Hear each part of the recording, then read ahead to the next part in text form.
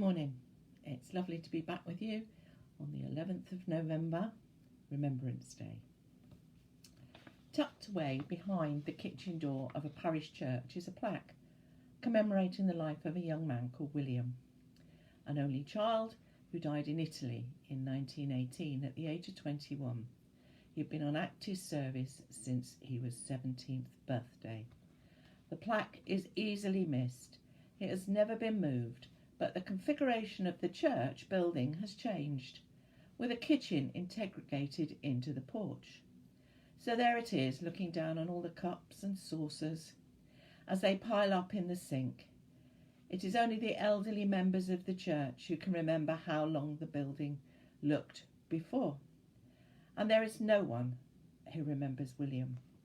We can only imagine the love and the grief that gathered in his parents' hearts and led them to commission this plaque. They wanted him to be remembered. Today, being Remembrance Day, we need to remember to bring the past into the present. And we have to do this because if we don't, people who have been too young, like our grandchildren, to see World War, will have no knowledge of what can happen.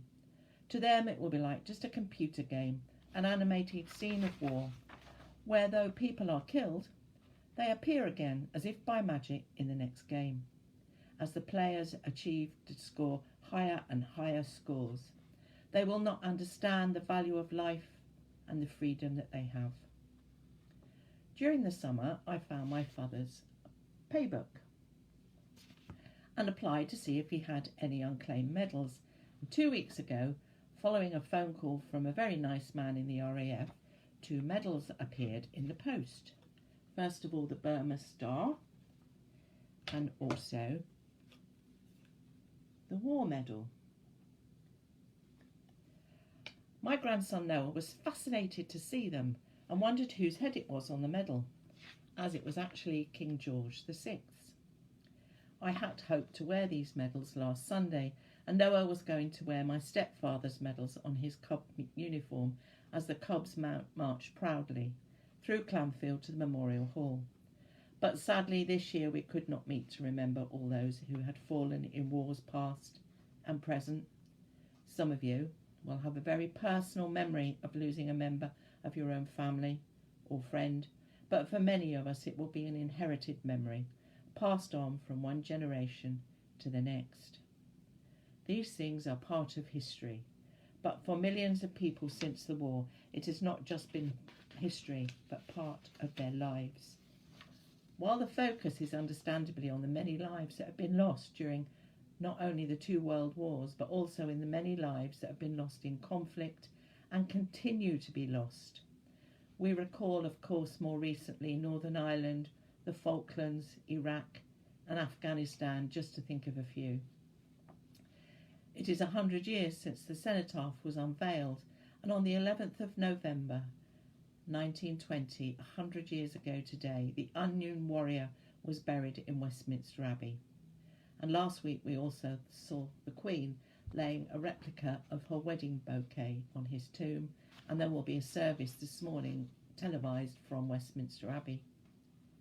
It's important for us to remember those people who have lived through conflict or served in the armed forces, for their memories remain with them vividly, however many years have passed. Some are able to speak of their experiences, what they witnessed, others are not.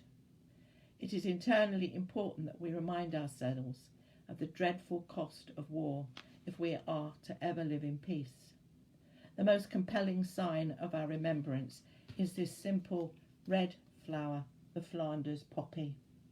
It has become the symbol of the British Legion, but more than that, across the world, it has become to represent the sacrifice made by all those men, women and children who have given their lives in conflict. The Bible records much violence, many wars and countless deaths, especially in the Old Testament, and it's heartbreaking reflection that there has probably never been a time where conflict has not existed somewhere in the world. Jesus was born into an occupied land, and he lived and died in that land. The Poppy and Remembrance Day does not glorify war, but rather recalls the price of peace, reminding us of the evil and inhumanity that people can stoop to and the sacrifice so many made to ensure that such tyranny does not triumph. It purposely thrusts such things back into our consciousness, lest we forget. Those petals on the poppy and the ones we saw on Saturday night fall at the Albert Hall are another reminder for us that Jesus said, "No one has greater love than to lay down their life for your friends." The Kohima epitaph is carved on the memorial of the 2nd British Division in the cemetery at Kohima in Northern Ireland, India.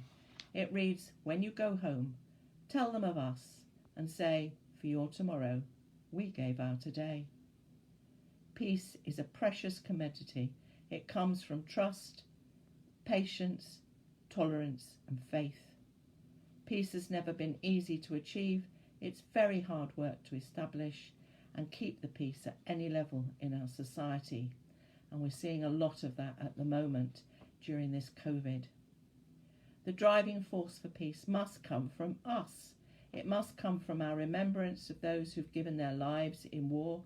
It must come from those injured in conflict and for their families and their loved ones. So how can we honour those like William who gave their lives for others? And how can we honour his parents who placed that plaque so that others would remember? Most of all, we can do it by how we live, by living well, by loving one another, and by putting others first, and making peace where peace is in our power to make. Amen.